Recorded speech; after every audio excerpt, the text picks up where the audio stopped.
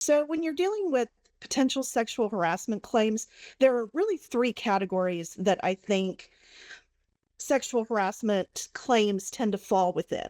So, from the on the spectrum of perhaps least concerning to perhaps the most concerning conduct you can encounter in the workplace.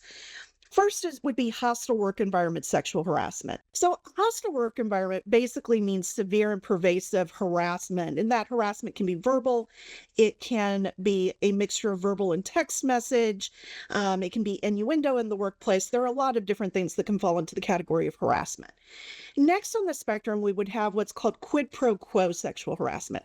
This is a very specific type. And usually when you're talking about quid pro quo sexual harassment, you're talking about a supervisor and subordinate relationship, because the sine qua non of quid pro quo harassment, if that's enough Latin for one sentence, is that the supervisor is either explicitly or implicitly demanding sexual favors or acquiescence to sexual harassment in exchange for some benefit in the workplace.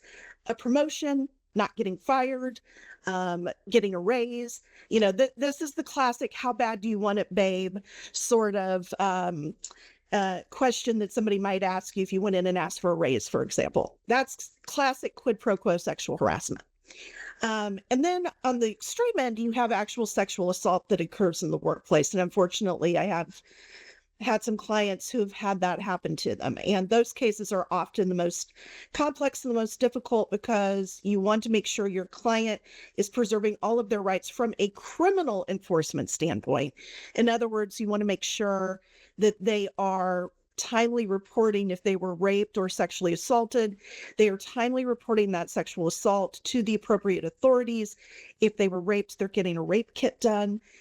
Evidence is being preserved of the sexual assault at the same time that they are also reporting it to their company and pursuing it civilly as sexual harassment.